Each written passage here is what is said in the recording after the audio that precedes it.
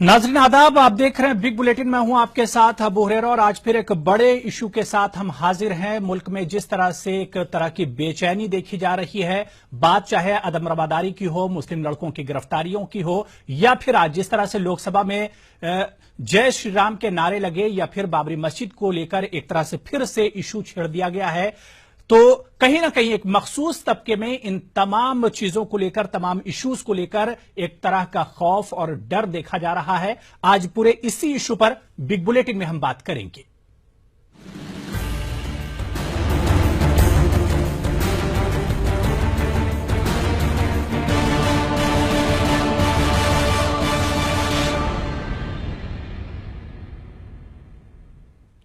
बिल्कुल, मुल्क में इन दिनों समाज के एक मखसूस तबके में डर और खौफ का माहौल है, या यूं कहें कि मुल्क के भाईचारे और इत्तेहाद को खतरा दरपेश है।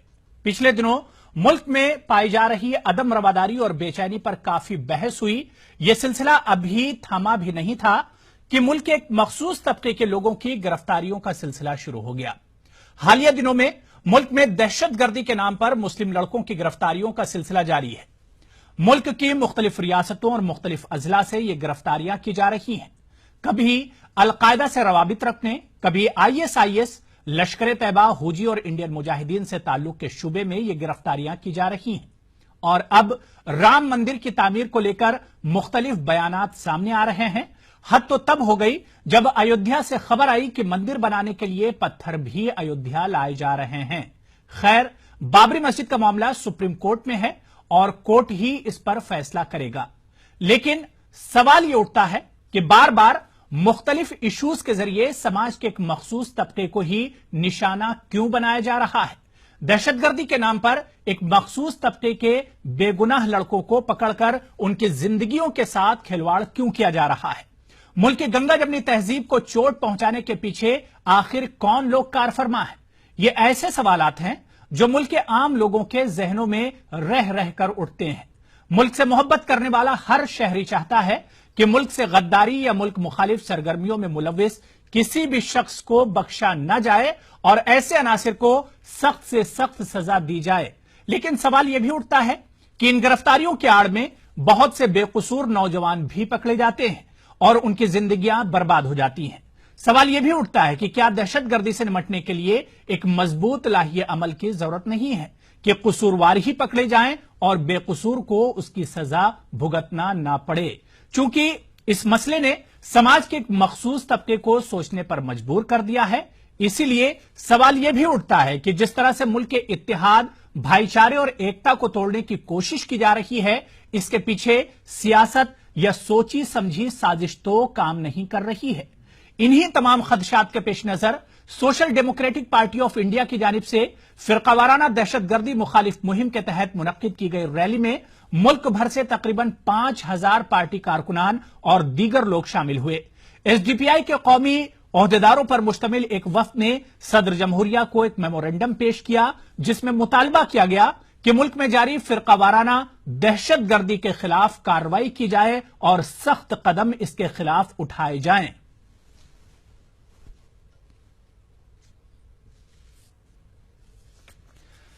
तो बिग बुलेटिन में आज इसी पूरे इशू पर बात करेंगे कि आखिर फिरकावाराना दहशतगर्दी को लेकर किसी तरह के कदम क्यों नहीं उठाए जाते हैं। आप तरक्की की बात करते हैं, सबके साथ सबके विकास की बात करते हैं, लेकिन जब कम्युनल टेररिज्म की बात होती है तो उस पर आखिर कदम क्यों नहीं उठाए जाते हैं, उस पर सख्ती क्यों नहीं की जाती है?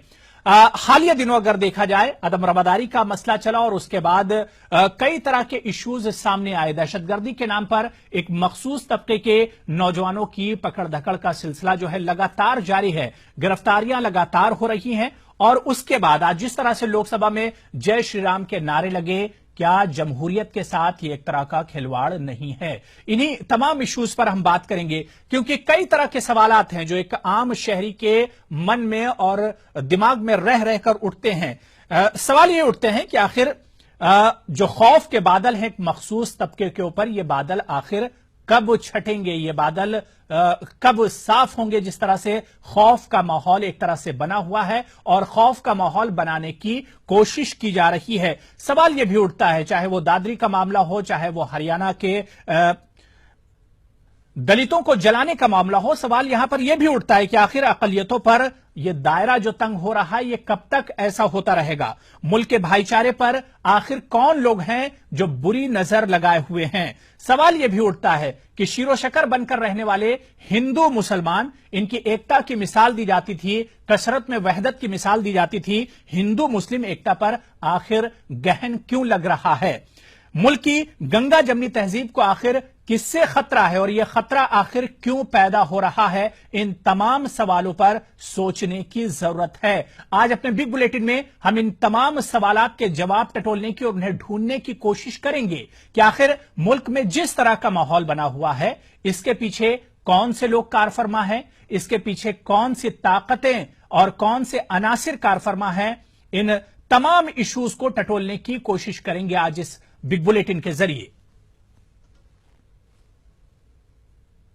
सवाल यहां पर यह भी उठता है कि इंतखाबात का दौर है। जाहिर सी बात है कि बिहार इंतखाबात के बाद मगरबी बंगाल की बारी है, आसाम की बारी है और उसके बाद फिर यूपी के, उत्तर प्रदेश के बहुत अहम इंतखाबात होने वाले हैं। कहीं इंतखाबात के चलते इस तरह की गंदी सियासत का खेल तो नहीं खेला जा रहा है जिस तरह से अयोध्या, मुतनाजा अयोध्या का जो मुतनाजा पूरा मामला है, उसका जिन एक तरह से फिर से बोतल से निकल आया है।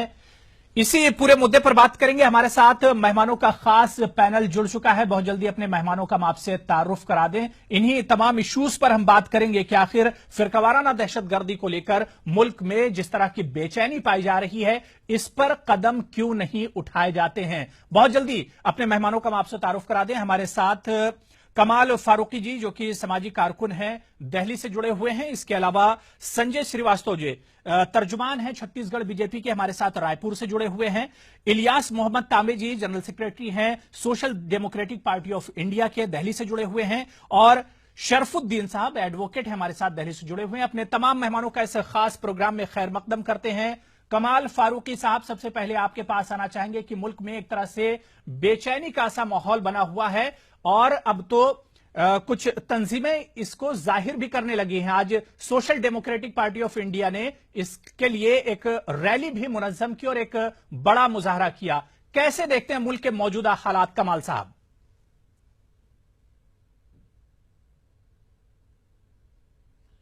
मुल्क के मौजूदा हालात, जैसे आपने खुद ही अपने बुलेटिन के अंदर पूरी डिटेल्स दी हैं, बहुत ही नागुफ्ता बे हैं। और जो माहौल एक ऐसा क्रिएट किया जा रहा है पूरे मुल्क के अंदर जिसमें लोगों के अंदर खौफ पैदा हो, अपनी आवाज उठाने की बात न की जाए और उसमें किसी को न बख्शा जाए। अब चाहे कितना ही कोई बड़ा आदमी हो, अगर वो अपने जज्बात की अक्कासी, अपने अवार्ड्स को वापस कर रहा है तो उसके ऊपर भी तरह तरह के इल्जाम और लाछन लगाए जा रहे हैं।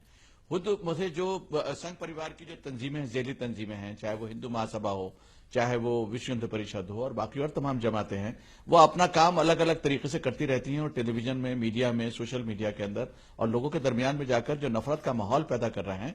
तो एसडीपीआई ने बिल्कुल सही इशू को रेज किया है और आज जो उनकी जो पूरी रैली हमने देखी, जैसे आप दिखला रहे हैं अभी, तो इससे साफ जाहिर हो रहा है कि, और दूर दूर से सुना है, लोग बाग उसके अंदर तशरीफ लाए थे।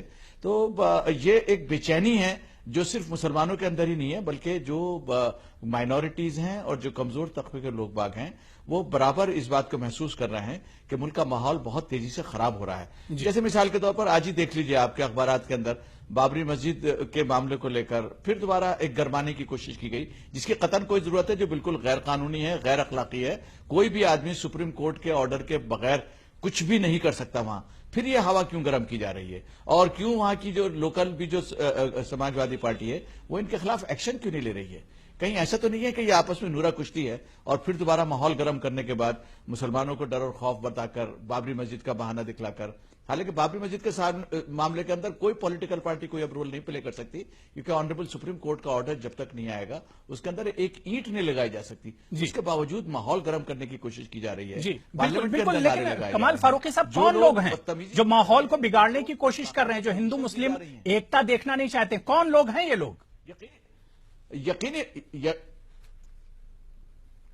यकीनी बात है, मसीह के संघ परिवार के लोग बाग हैं, वो लोग हैं जो कि हिटलर को अपनी किताबों में, अपनी तहरीरों में, अपनी तकरीरों के अंदर बाकायदा पसंद करते हैं, जो मुसलमानों के वजूद से ही डर लगता है, जो जिनके जो अच्छी पोजीशंस पे जो पहुंचा दिए गए हैं, गवर्नर बना दिए गए हैं, चीफ मिनिस्टर्स बना दिए गए हैं, और वो अभी भी भाषा और जुबान वही बोल रहे हैं जो कि संघ प्रचारक के तौर पर बोली जाए। और ये सबसे बड़ी तकलीफ दे वाली बात यह है कि जहां तक बीजेपी का ताल्लुक है, बीजेपी एक पॉलिटिकल पार्टी है जो इत्तेफाक से मसले के हुकूमत बना रही है और अच्छी मेजोरिटी है।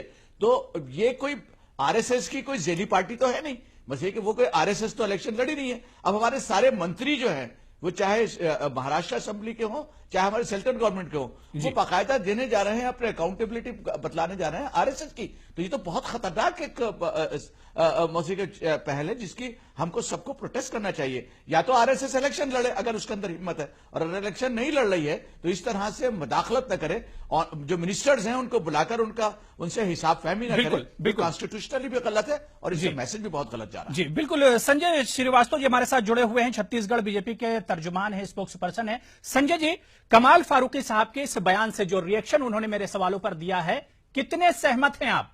नूरा कुश्ती चल रही है मुल्क में, एक तरह से जो एक मखसूस तबका है उसे डराने और उसके अंदर खौफ पैदा करने के लिए।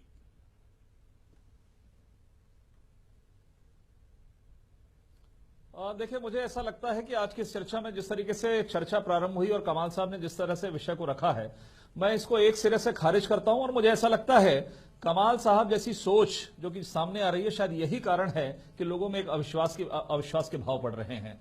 मैं ये इसलिए कह सकता हूं कि इनके तत्काल बयान से मैं कोई बहुत पीछे नहीं जा रहा हूं। एक तरफ ये कह रहे हैं कि आरएसएस का विषय है, दूसरी तरफ बीजेपी की बात करते हैं। जब ये मानते हैं कि आरएसएस का एजेंडा अलग होता है, एक मातृ संस्था एक अलग प्रकार के सामाजिक कामों को लेकर आरएसएस काम करती है, दूसरी ओर ऐसे ही लोग हैं, कमाल साहब जैसे लोग बैठे हैं और भी लोग हैं जो इस तरह के का बयान देकर उस आरएसएस के कामों को बीजेपी की सरकार से जोड़ने का प्रयास करके, और जिस तरीके से राज्यपाल जैसे जो संवैधानिक पद हैं उस पर भी टिप्पणी करने से नहीं बचते। और मुझे ऐसा लगता है कि शायद यही कारण है कि लोगों में एक फ्रैक्शन बनने का कारण, एक अविश्वास की भावना जो पैदा होती है, शायद यहीं से इन सब चीजों को बंद करने की आवश्यकता है। मैं थोड़ा सा पीछे ले जाना चाहूंगा कि यदि इस देश की आजादी हुई है, यदि मैं उस पर फोकस करना चाहूंगा, देश की आजादी किन परिस्थितियों में हुई, कौन सी पार्टी सामने आई, किनके कारणों से देश का विभाजन हुआ, वहां से प्रारंभ करूंगा तो शायद जवाब देने में सामने वालों को तकलीफ होगी। बिल्कुल, देखिए जी बिल्कुल संजय जी, बहुत पीछे जाने की जरूरत नहीं। मुल्क के जो मौजूदा हालात हैं उस पर हम चर्चा करने के लिए बैठे हैं। जिस तरह की एक मखसूस तबके में बेचैनी देखी जा रही है,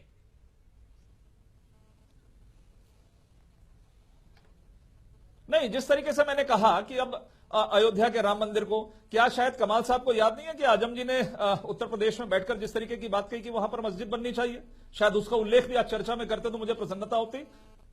शायद उन्होंने इस बात को सुना या देखा नहीं है। लेकिन आज यदि मैं कश्मीर की बात करूं और आपने जिस विषय को रखा, मैं उस पर सीधे तौर पर आता हूं। मैं एक सिरे से भारतीय जनता पार्टी के एक प्रवक्ता होने के नाते इस बात को स्वीकार करता हूं कि किसी भी एजेंसी के माध्यम से, किसी भी सरकारों के माध्यम से इस प्रकार के काम यदि होते हैं, निश्चित रूप से आतंकवाद की घटनाएं बढ़ रही हैं। आईएस जिस तरीके से कर रहा है, मुजाहिद जिस तरीके से, अलकायदा जिस तरीके से काम कर रहे हैं, उन बेरोजगार नवयुवकों को जोड़कर आतंक की ओर ले जा रहे हैं, निश्चित रूप से इस पर रोक लगना चाहिए। और मेरा यह स्पष्ट मानना है, हमारी सरकार है, केंद्र में भी, प्रदेश के अंदर में सरकार है, मेरा यह मानना है कि इन सब कामों में कोई भी बेगुनाह युवक, वो काहे किसी भी धर्म विशेष का हो सकता है, इस किसी भी बेगुनाह के ऊपर में इस तरह की कार्रवाई नहीं होना चाहिए। इस बात को ध्यान में रखने की आवश्यकता है। बिल्कुल, चलिए, बिल्कुल। जनरल सेक्रेटरी एसडीपीआई के हमारे साथ इलियास मोहम्मद तांबे जी जुड़े हुए। इलियास साहब, जैसा कि मुल्क के मौजूदा हालात को लेकर, बेचैनी को लेकर आज दिल्ली में आप लोगों ने बड़ी रैली की, किस तरह के हालात मुल्क के आप लोग देखते हैं जिसे लेकर आप लोगों को इतना बड़ा कदम उठाना पड़ा?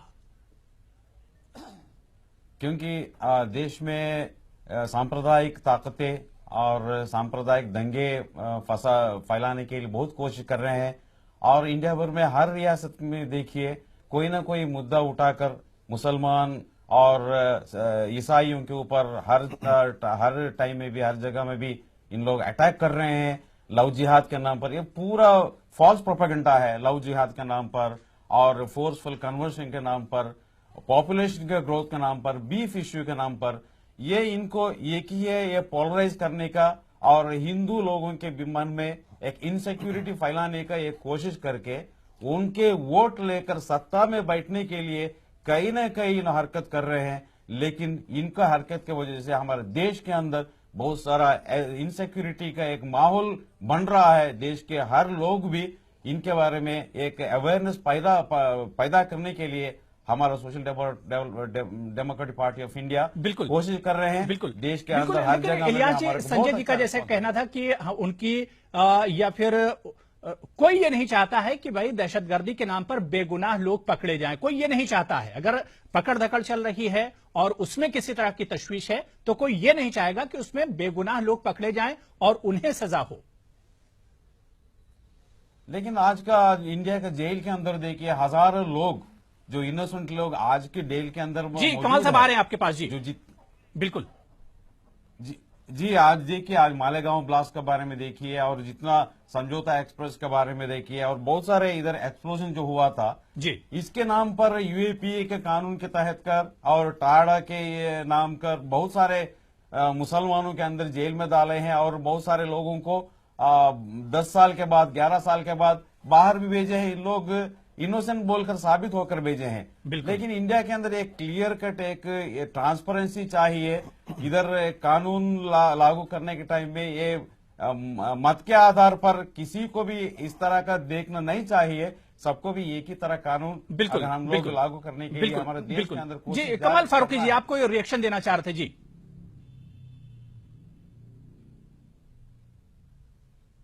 जी, मैं ये अर्ज कर रहा था, जैसे आपके इसी पॉइंट को मैं जरा रिज्वाइन कर देना चाह रहा हूं कि जो टेररिज्म जो है वो मुल्क के लिए यकीनी तौर पे बहुत तकलीफदेह चीज है और हमें उसका सबका मुकाबला करना चाहिए। लेकिन उतना ही इंपॉर्टेंट ये भी है कि अगर उसके अंदर कोई बेगुनाह आदमी को पुलिस या ऑफिसर्स या आईबी के लोग बाग अगर नाजायज तरीके से उनको पकड़कर उनकी जिंदगी बर्बाद करते हैं तो उनके खिलाफ एक्शन होना चाहिए। क्या मुझको एक ऑफिसर ऐसा बतला सकते हैं, जबकि मेरे पास और आपके पास सैकड़ों ऐसी मिसालें मौजूद हैं कि लोग बाग 15-15, 20-20 साल जेलों में रहने के बाद हाई कोर्ट ने उनको बिल्कुल बेगुनाह साबित किया और पुलिस की उसके अंदर सख्त सजिश भी की, लेकिन किसी ऑफिसर को क्या उसके अंदर वो लगी, कोई उसको गिरफ्तार किया गया। बल्कि एक बात ये भी हुई कि जब बिल्कुल जो बॉम्बे की जो मशहूर केस था जिसमें हमारे अमित शाह साहब भी इन्वॉल्व थे, ईशा जहां केस के अंदर जब सीबीआई के 2 ऑफिसर्स को बुलाने की कोशिश की गई तो किसी पार्टी को उनको बिल्कुल अलग कर दिया गया, उनको प्रमोशन भी दे दिया गया। हालांकि अगर उनकी सही तरीके से इन्वेस्टिगेशन होती, कौन जानता है कि वैसे केस में सारे के सारे लोग भागे। तो हम ये कहते हैं कि आप मुजरिम को छोड़िए मत, लेकिन जो बेगुनाह आदमी को अगर आप मुजरिम बनाते हैं तो उस ऑफिसर को भी मत छोड़िए, उसके साथ भी वही हशर कीजिए जो एक मुजरिम के साथ में करते हैं। बिल्कुल। शरफुद्दीन साहब हमारे साथ जुड़े हुए हैं, एडवोकेट हैं, उनसे कानूनी पहलू समझ लेते हैं। शरफुद्दीन साहब, मुल्क में जिस तरह से पहले भी गिरफ्तारियां हुई, लेकिन अगर हालिया दिनों देखी जाए तो कई मुस्लिम लड़कों को पकड़ा गया है दहशतगर्दी से ताल्लुक रखने के शुबे में। सवाल यह उठता है कि जो लोग बेगुनाह होते हैं और उनकी एक लंबी एक जिंदगी जो है, एक जो अच्छा उनकी जो एक अच्छी उम्र होती है वो जेलों में कट जाती है और बेगुनाह साबित होकर जब वो बाहर निकलते हैं, ऐसे में अगर कानूनी पहलू की हम बात करें तो उसे कैसे आप देखते हैं शरफुद्दीन साहब? देखिए, ये जो गिरफ्तारियां होती हैं इसमें मुकदमा चलने में कई साल गुजर जाते हैं और फिर उसके बाद जब वो उनका इक्वेटल होता है तब तक उनकी प्राइम लाइफ खत्म हो जाती है जी। हर मुल्क में ये कानून है कि अगर बेगुनाह को पकड़ा जाएगा और उसके ऊपर मुकदमा चलेगा तो उसके बाद उस ऑफिसर पे भी मुकदमा चलेगा, उसे भी सजा दी जाएगी और उससे उसका अजाला किया जाएगा, उससे उसका तलाफी करवाई जाएगी, उसकी तनख्वाह से पैसे लिए जाएंगे। हमारे यहाँ इतनी बड़ी बड़ी तादाद में इतना बड़ा बड़ा जखीरा दिखा देते हैं कि इतने ऑटोमेटिक वेपन्स हासिल हुए, इतना RDX हासिल हुआ और उसके बाद ये सब हथियार लगा के जेल में बंद कर देते हैं। वो जेल में बंद होने के बाद जब छूटते हैं उस वक्त तक उनकी सारी जिंदगी खत्म हो जाती है, लेकिन उसके बाद उन ऑफिसर्स पर कोई मुकदमा नहीं चलता। असल में मुल्क में कानून में भी कमी है और दूसरी बात ये हमारी जानकारी की भी कमी है, क्योंकि उसके बाद इतनी वुसअत नहीं रह जाती है जो आदमी 14-18 साल जेल में रहता है कि वो इसके सिलसिले में कोई और दूसरा मुकदमा कर पाए। इस तरह से ये लोग जो झूठे मुकदमे कायम करते हैं उनका वो बचते चले जाते हैं। मुल्क में इस तरह की एक मैकेनिज्म की जरूरत है कि अगर इनोसेंट्स को पकड़ा जाए और उनके खिलाफ मुकदमे चलाए जाएं, तो फिर उस ऑफिसर ने जिसने ये दिखाई है भाई कहीं ना कहीं से वो हथियार आए हैं, ऑटोमेटिक वेपन्स आए हैं और वो जखीरा आया है आरडीएक्स का और दूसरी चीजों का, वो कहीं ना कहीं से तो वो ऐसे ही छूट जाता है और ये जखीरा लगाते चले जाते हैं और इनके ऊपर कोई कार्रवाई न होने की वजह से ये कहां से लाते हैं, इनका सोर्स क्या है, वो कौन शख्स है, जैसा कि आपने बताया। और बहुत पहले से बात चल रही कि मुल्क में ऐसे अफसरों के खिलाफ भी कानून बनना चाहिए और ऐसे अफसरों के खिलाफ भी कार्रवाई होना चाहिए जो बेगुनाहों को घसीटकर जेलों में पहुंचाते हैं। क्योंकि कमाल फारूकी साहब को शायद जाना है, वो अब हमारे साथ बहुत देर जुड़े नहीं रह सकते, छोटा सा ब्रेक लेंगे। कमाल साहब, हमारे साथ जुड़ने के लिए आपका बहुत बहुत शुक्रिया। लेकिन और जो मेहमान हमारे साथ जुड़े रहेंगे और ब्रेक के उस पार जब हम आएंगे तो बात करेंगे कि आखिर बाबरी मस्जिद के मुतनाज़ा मामले पर हवा देने की क्यों कोशिश की जा रही है। छोटे से ब्रेक के बाद इसी इशू पर आएंगे।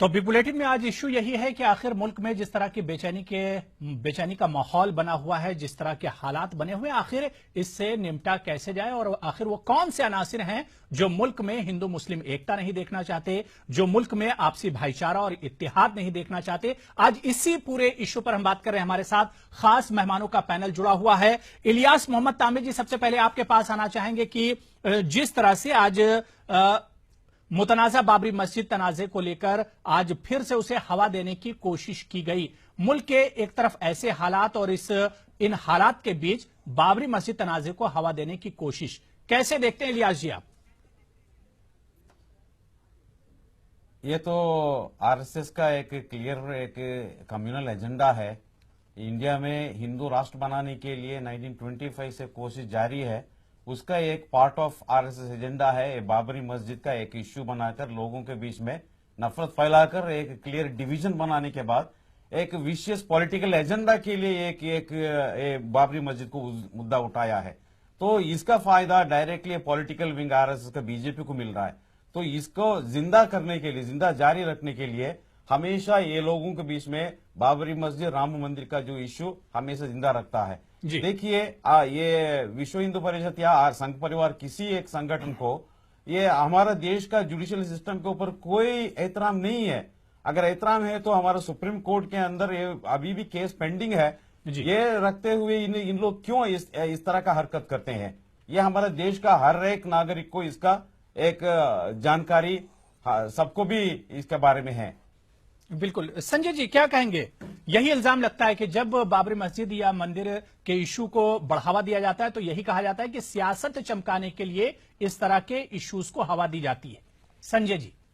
बिल्कुल बिल्कुल बिल्कुल, ये सियासत चमकाने के लिए इस तरह का एक आरएसएस और बीजेपी मिलकर कर रहे हैं।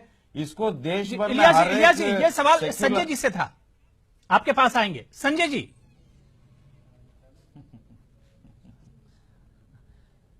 देखिए, मुझे ऐसा लगता है कि अयोध्या और राम मंदिर का जो विषय है, ये बाबरी मस्जिद विध्वंस के बाद ही आप सब लोगों को जानकारी में आया है, लगता है। शायद आपको जानकारी नहीं है कि राजीव गांधी जी के कार्यकाल में ही उस अयोध्या मंदिर का ताला खुलवाया गया था।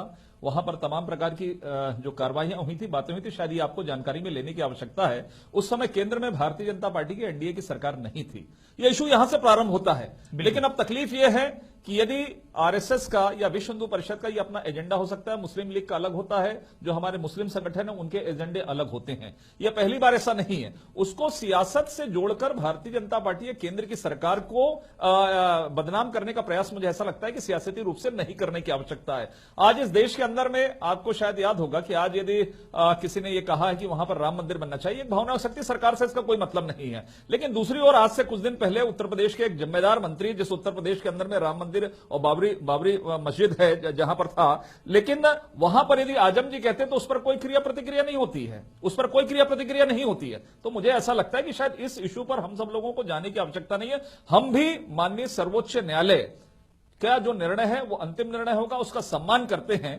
इसलिए हम यदि कोई इस तरह की बातें करे तो हम उसमें क्यों शामिल होने लेकिन संजय जी, जब इस तरह के इश्यूज को हवा दी जाती है तो कहा जाता है कि एक खास पार्टी इलेक्शन में वोट हासिल करने के लिए, पोलराइज करने के लिए इस तरह के इश्यूज को हवा देती है। आखिर इस तरह के इल्जाम क्यों लगते हैं? मैं कह रहा हूं ना, ये तो मैं कह रहा हूं जी, ये तो मैं कह रहा हूं सियासत करने वाली कोई पार्टी का कोई नेता हिंदू हो सकता है, कोई मुस्लिम हो सकता है। आज मैं निश्चित रूप से जो विपक्ष रहता है, जो दूसरे लोग जो रहते हैं विपक्षी रहते हैं, ये एक बदनाम करने का प्रयास कि हम सियासत में चुनाव के अंदर में वोट बैंक को निर्धारित करने के लिए हम उसका लाभ लेने की कोशिश करते हैं। जहां तक मेरा मानना है, मैं राजनीतिक रूप से जितना सोचता हूं कि ये पोलराइजेशन की बात अभी यहां पर आई थी कि पोलराइज करके इसका लाभ लेने की कोशिश की जाती है। पोलराइज उन लोगों को किया जाता है जहां पर माइनॉरिटीज रहती है, उनको हम किस तरीके से पोलराइज करके हम चुनाव में लाभ ले सके, वहां पर होती है, बाकी लोगों के साथ में नहीं होती है। इसलिए नहीं कहा जा रहा है आप लोग 2017 की तैयारी कर रहे हैं यूपी के लिए, इस वजह से यूपी की तैयारी अभी से शुरू हो गई है। देखिए 2017 की जहां तक बात है, निश्चित रूप से उसकी तैयारी कोई भी राजनीतिक दल करता है और हम भी कर रहे हैं, लेकिन शायद आपको यह जानने की कोशिश करनी पड़ेगी इस देश के अंदर में, ये देश जो लोकतंत्र के आधार पर चल रहा है, यहां पर हमारे मुस्लिम भाई जिनकी बातों को लेकर यहां पर बातचीत हो रही है, मैं आपके एजेंडे की बात को स्वीकार करता हूं कि यदि किसी की गिरफ्तारी होती है, कोई इनोसेंट व्यक्ति, उसके खिलाफ में किसी भी प्रकार की कार्रवाई नहीं होना चाहिए, और कोई अधिकारी यदि गलत तरीके से काम करता तो उसके खिलाफ में भी कानून बनना चाहिए, कार्रवाई होना चाहिए। यह भारतीय जनता पार्टी का स्पष्ट मत है। लेकिन आप इसको जोड़ के कि 2017 की हम तैयारी कर रहे हैं, हम अयोध्या के मुद्दे को सामने कर लाभ लेना चाहते हैं, ऐसा बिल्कुल नहीं है। हमने इस 2014 में जो पिछला लोकसभा का चुनाव हुआ, कहीं कोई एजेंडे की बात नहीं थी, वहां पर भी भारतीय जनता पार्टी ने क्या परफॉर्मेंस किया है, शायद आपको बहुत बेहतर तरीके से इसकी जानकारी होगी। और यदि हमको लाभ मिलता, अब बिहार के परफॉर्मेंस की बात हो रही है, हम लगातार वहां पर सरकारें बनाते प्रदेश के अंदर। अब बिहार के परफॉर्मेंस की बात हो रही है जी। नहीं देखिए, बिहार क्या हुआ, दिल्ली में क्या हुआ, या हम हरियाणा जीते या हम महाराष्ट्र जीते, या कांग्रेस इतनी यदि ईमानदारी के साथ में काम कर रही थी 50 सालों तक, तो कांग्रेस की क्या स्थिति हुई, मुझे ऐसा लगता है कि इस पर बहुत ज्यादा जाने की जरूरत नहीं है। उत्तर प्रदेश की बातचीत आई है कि अगले चुनाव की तैयारी, निश्चित रूप से कोई भी राजनीतिक दल पूरी तैयारी के साथ में काम करता है, तैयारी के साथ में काम, और हम भी कर रहे हैं। लेकिन यह आरोप लगाना कि हम अयोध्या के मंदिर को या बाबरी मस्जिद वाले विषय को उठाकर हम इसका राजनीतिक लाभ लेना चाहते हैं, यह बिल्कुल कतई है। मैं इसको एक सिरे से खारिज करता हूं। विश्व हिंदू परिषद, आरएसएस का अपना एजेंडा हो सकता है, उन्होंने क्या बात कही उनका हो सकता है, लेकिन इसको भारतीय जनता पार्टी से जोड़कर लोगों के बीच में भ्रम फैलाना, विशेषकर मुस्लिम समुदाय के बीच में और माइनॉरिटी के बीच में भ्रम फैलाकर इसका लाभ कांग्रेस लेना चाहती है, यह मेरा सीधा सा आरोप आज के इस कार्यक्रम में। बिल्कुल। शरफुद्दीन साहब, आपके पास आना चाहेंगे कि बाबरी मस्जिद का पूरा मामला सुप्रीम कोर्ट में है, और उसके बाद जब तब खबरें आती रहती हैं कि वहां पर शिला पूजन हो रही है या फिर पत्थर तलाशे जा रहे हैं, इस तरह के पूरे मामले को कैसे देखते हैं शरफुद्दीन साहब? मामला अदालत में है, लेकिन उस पर कार्रवाई लगातार हो रही है। इस पे एक एजेंडा है, ये देखिए पॉलिटिकल इशू है जी। पॉलिटिकल इशू इस तरह से है कि इस पे जो संजय साहब कह रहे हैं, वो जरा इस बात पर गौर करें कि इस पे रथ यात्रा बीएसपी ने नहीं निकाली है, इस पे बीजेपी ने रथ यात्रा निकाली, जिसके अडवाणी साहब की जो रथ यात्रा थी, और उन्होंने बाद में कहा भी कि ये पॉलिटिकल इशू है, ये रिलीजियस इशू नहीं है, और उसी रथ यात्रा की बुनियाद पर उन्हें इलेक्शन में तमाम कामयाबी भी मिली है। तो ये पॉलिटिकल इशू है और ये बीजेपी का भी इशू है। लेकिन बीजेपी को ये जब लगता है कि हमें बीएचपी को इस्तेमाल करना है और इसको गर्म करना है इस मुद्दे को, तब आज वो परेशान है, क्योंकि वो दिल्ली में हारे हैं, उनका हाल खराब हुआ है बिहार में, तो अब उनको कोई दूसरा ये तुरुप का पत्ता है। जब वो देखते हैं कि इस दूसरे काम, विकास का मुद्दा, सारे मुद्दे नाकाम हो रहे हैं, तब फिर उन्होंने राम मंदिर का मुद्दा उठाया है, और इस मुद्दे को उठा के वो दो तरह से फायदा लेना चाहते हैं। एक तो ये कि इस तरह से लोग अब तक मुल्क में ये समझ रहे हैं कि बीजेपी ने बहुत बड़ा धोखा किया है, न सिर्फ हिंदुओं के साथ बल्कि राम के साथ, जो मंदिर बनाने के लिए उनकी कोई सिंसियरिटी नहीं थी। ये बात हम नहीं कहते हैं, ये तो स्वरूपानंद जी स्वामी जो शंकराचार्य हैं वो भी कहते हैं। लेकिन दूसरी बात यह भी है कि आज जिस तरह का मुल्क में माहौल है पॉलिटिकल, उसमें बीजेपी की साख बहुत गिर रही है, तो फिर वो कम्युनल डिवाइड करना चाहते हैं, इसलिए इस मुद्दे को लेकर सामने लाए हैं। जहां तक सुप्रीम कोर्ट की बात है, अभी ये मसला पेंडिंग है सुप्रीम कोर्ट में, और ये जो पत्थर बनाने की और पत्थर वहां पहुंचाने की और उस तरह की कोई कार्रवाइयां दिखाने की बात है, ये पब्लिक कंजम्पशन के लिए है, और सुप्रीम कोर्ट खुद सो मोटो नोटिस लेगी अगर कोई ये खिलाफ वर्जी करेंगे और जो ऑर्डर है उसके खिलाफ जाएंगे। तो ये सिर्फ पब्लिक कंजम्पशन के लिए है, हवा को गर्म रखने के लिए है, और वोट से घबरा गए हैं जो बिहार में वोट पड़ा है। और दूसरी बात, जो अब सूबे आने वाले हैं उन सूबों में मुसलमानों की आबादी बहुत ज्यादा है, इसलिए कम्युनल डिवाइड भी ज्यादा बढ़ाने के लिए ये बीजेपी का एक हथियार है। बिल्कुल। इसलिए संजय जी, बहुत बहुत संक्षेप में आपसे इसका जवाब चाहेंगे। मुझे ऐसा लगता है आपने ही पूरी भविष्यवाणी यहां पर कर दी कि क्या होने वाला है, बीजेपी का क्या हश्र होने वाला है, बीजेपी किस स्थिति में जाएगी। मुझे ऐसा लगता है कि बेहतर होता कि आप कांग्रेस की स्थिति को, जिसने कि अपना पूरा कार्यकाल 50-60 सालों का कर चुका है, उस पर यदि गौर करते तो मुझे ऐसा लगता है कि शायद मुझे प्रसन्नता होती कि कांग्रेस की स्थिति क्यों बनी है। यदि आप एक तरफ मानते हैं ये दोहरा मापदंड आप क्यों कहते हैं, मुझे तो ऐसा लगता है कि इस तरह के वक्तव्य देकर आप लोग यदि वक्तव्य देंगे तो निश्चित रूप से भ्रम की स्थिति लोगों के बीच में पैदा होगी। आज यदि सुप्रीम कोर्ट की आप एक तरफ बात करते हैं, सर्वोच्च न्यायालय आप की बात पैदा करते कर रहे हैं, हैं, जो कहते हैं बीजेपी बीजेपी का पॉलिटिकल एजेंडा नहीं है, ये अडवाणी का पॉलिटिकल एजेंडा तो था। फिर आपकी टिप्पणी क्यों है? और जहां तक सुनिए आज वो बीजेपी नहीं रही है, आज बीजेपी में लाखों की संख्या में मुस्लिम समुदाय के लोग। मुझे तो बेहतर लगता है यदि आप कश्मीर की चिंता करते, यदि आज कश्मीर में आतंकवादी लोग पकड़ाते हैं, दुनिया प्रकार की बातें हैं, अभी बात बाबरी मस्जिद की हो रही है, अभी बात बीजेपी की हो रही है, अभी कश्मीर की बात नहीं हो रही है। वहां पर हमारे जो युवा लोग हैं, वहां पर आतंकवाद, वहां पर अलकायदा, वहां पर मुजाहिद के साथ में लोग क्यों जुड़ रहे हैं? एक उदाहरण मैं आपको बताऊंगा कि एक नसीर अहमद जो कि पंडित जम्मू कश्मीर का एक कांस्टेबल हुआ करता था, ये बात भारत पाकिस्तान के बात को क्रिकेट मैच डिविएशन करने के लिए में नहीं भारत देना की है। तारीफ करता है। देखिए, वो खुले तौर पर जाकर आतंकवादी, मेरी बात सुन लीजिए, आतंकवादी संगठन के 68 फरमान के बावजूद जाकर वोटिंग करता है, वो तीसरे दिन जाकर आतंकवादी संगठन के माध्यम से गायब हो जाता है। ये कौन सी स्थिति बनी है कश्मीर के अंदर में? आप केवल अयोध्या में राम मंदिर को उलझाकर आप पोलराइज मुस्लिम वोटों को नहीं कर सकते हैं। मुस्लिम समुदाय समझदार है, इस देश का राष्ट्रभक्त नागरिक है, राष्ट्रभक्त नागरिक है। कांग्रेस ने केवल हिंदुओं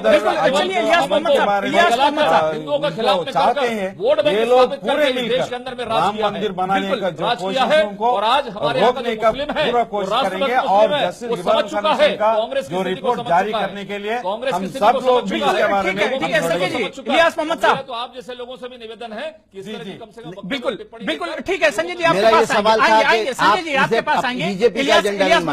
इलियास मोहम्मद साहब, एक तरफ मुल्क में कहा जाता है कि सबका साथ सबका विकास, और दूसरी तरफ मुल्क के मौजूदा हालात कैसे देखते हैं आप? ये नारा कि सबका साथ सबका विकास, ये सबका साथ सबका विकास और जो तरक्की का मुद्दा लेकर नरेंद्र मोदी जी ने जो आए थे, बिल्कुल झूठ है। आज इंडिया के अंदर देखिए हर जगह में भी एक डिवीजन का एक पॉलिटिक्स चल रहा है, डिविजिव पॉलिटिक्स चल रहा है। लोगों के बीच में एक कॉन्फिडेंस नहीं गया है, ट्रस्ट नहीं है। हर जगह में भी लिंचिंग, असॉल्टिंग, बर्निंग और अत्याचार का मामला हर जगह में भी जारी है। और बीजेपी के जो मंत्री लोग ने ऐसे एक स्टेटमेंट देते हैं, वो एक मंत्री होने के लिए, एक एमपी होने के लिए नालायक लोग हैं। ऐसे लोगों के ऊपर कोई एक्शन नहीं है। और इतना बड़ा लिंचिंग इंसिडेंट हुआ, टोटल इंटरनेशनल कम्युनिटी इसके बारे में कंडेम किया है, लेकिन हमारा प्रधानमंत्री कोई एक अल्फाज नहीं खोला है। तो इस तरह का माहौल इंडिया के अंदर है। ये हमारे देश को बहुत खतरा है, हर तरक्की के रास्ते में नहीं चल रहा है, ये बहुत डेंजर है हमारे देश के लिए। तो ये रोकने का हर कोशिश हम लोग करना चाहिए। आपकी दिख रही है शरफुद्दीन साहब, आपके पास आना चाहेंगे कि आखिर एक तरफ सबको साथ और सबके विकास की बात की जाती है, दूसरी तरफ कुछ लोग हैं जो आपसी भाईचारे में शगाफ डालने की कोशिश करते हैं, और वो लोग खुलेआम भी टहल रहे हैं, उनके खिलाफ आखिर कार्रवाई नहीं होती। कैसे देखते हैं आप? वो एक कुत्तों का एक मिसाल उन्होंने दिया है। इस तरह का मंत्री जी हमारे लोग, हमारे देश के अंदर आया है, कितना बड़ा बदनसीब बात है।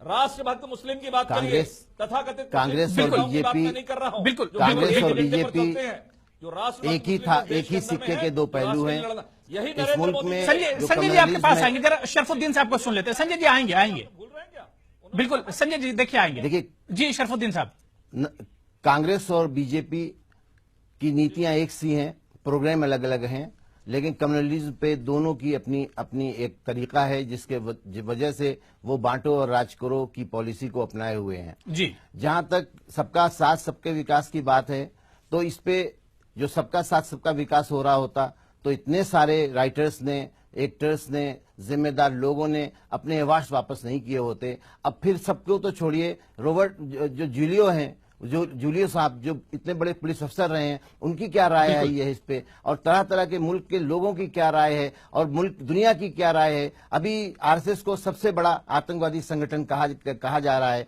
और इस बात का जवाब नहीं आ पा रहा है उनके पास बिल्कुल से। बिल्कुल। इस वक्त हमारे साथ बिल्कुल शरफुद्दीन साहब आपके पास आएंगे। हम आपको बता दें कि इस वक्त हमारे साथ एक और खास मेहमान एडवोकेट जफर याब जिलानी साहब जुड़ चुके हैं। बाबरी मस्जिद एक्शन कमेटी से भी आप जुड़े हुए हैं। जफर साहब, आपका ईटीवी में खैर मकदम करते हैं। सबसे पहले मुल्क के मौजूदा हालात, एक तरह से बेचैनी के ऐसे हालात बने हुए हैं, और इस बीच में बाबरी मस्जिद का जो तनाजा है उसको फिर से हवा देने की कोशिश की जा रही है। जफर याब साहब, क्या जिम्मेदारी बनती है बाबरी मस्जिद एक्शन कमेटी की इन हालात में? देखिए, हम तो यही कोशिश करते हैं कि इस तरीके की कोई जो प्रोवोकेटिव एक्टिविटीज़ की जाती हैं, और इसमें मकसद ही होता है कि उससे माहौल को ख़राब किया जाए।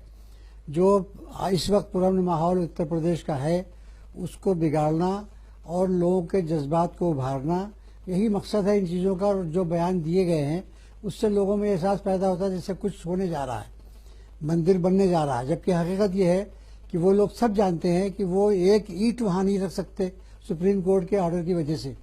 सुप्रीम कोर्ट का ऑर्डर है, सरकार समाजवादी पार्टी की है, जिसने 90 से लेकर आज तक कभी ऐसा नहीं हुआ कि कोर्ट के ऑर्डर के खिलाफ कुछ करने दिया हो।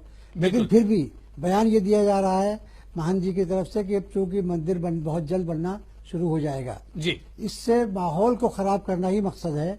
हमें सिर्फ, हम तमाम सेकुलर पार्टियों से भी यही अपील करते हैं और मुसलमानों से भी यही अपील करते हैं कि इससे कतई मुस्तैल न हो, इसका कोई जवाब इस तरह का न दे जैसा वो लोग कह रहे हैं। ये कुछ कर नहीं पाएंगे, ये सिर्फ माहौल को बिगाड़ने के लिए। जफर, वक्त बहुत कम है। ये हरकतें आखिर क्यों की जाती है? बार बार इस तरह की हरकत क्यों की जाती है, और इस तरह के इश्यूज को हवा क्यों दी जाती है?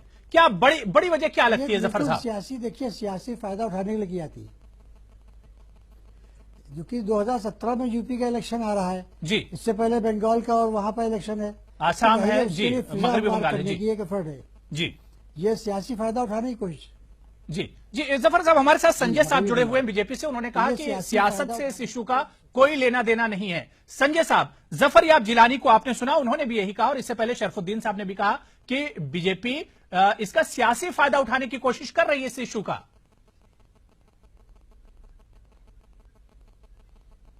नहीं, देखिए, जहां तक भारतीय जनता पार्टी का सवाल है, ऐसे इश्यूज राजनीतिक और पॉलिटिकल पार्टियों में बहुत सारे होते हैं।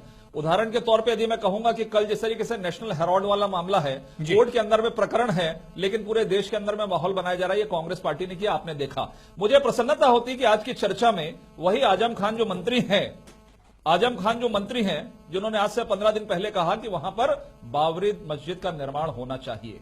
यूएन में बातचीत हुई कि उनको इंटरप्रेट करना चाहिए, यहां पर हिंदू मुस्लिम के बीच के बारे में उनको बीच में आनी चाहिए। ये किस अधिकार के क्षेत्र में कहते हैं? शायद इस पर चर्चा नहीं होनी चाहिए क्या?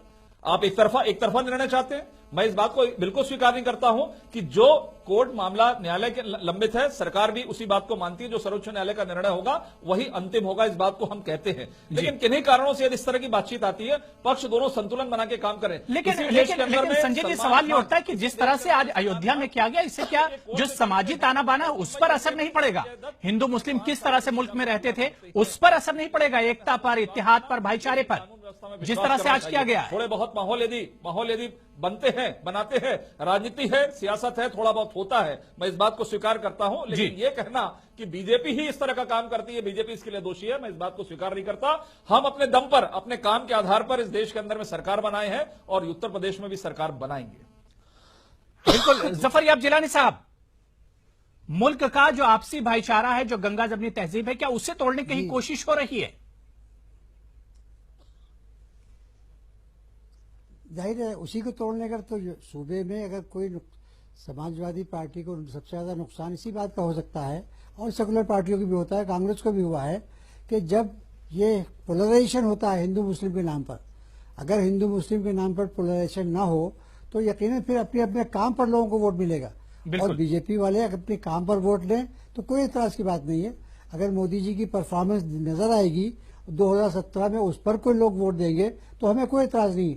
लेकिन इसमें कम से कम सूबे में जो पुरअमन माहौल है इस वक्त, ये कायम रहना चाहिए। बिल्कुल इसलिए इसके लिए कोई बयान बिल्कुल ऐसे जाहिर नहीं सी आना बात है, चाहिए। वक्त हमारे पास जैसे बयान आ बहुत रहे कम हैं, है। जाहिर सी एक बात है बल्कि कि अगर आप वादा कर रहे हैं सबका साथ सबके विकास का, तो सबको साथ लेकर चलने की जरूरत है। बिग बुलेटिन में शामिल होने के लिए तमाम मेहमानों का बहुत बहुत शुक्रिया। जरूरत इसी बात की है कि मुल्क के समाजी ताने बाने को जोड़कर रखा जाए, इसे बांध कर रखा जाए, और इसके लिए जरूरत है कि इस तरह के इश्यूज पर कम से कम सियासत नहीं होनी चाहिए। बिग बुलेटिन में आज फिलहाल इतना ही।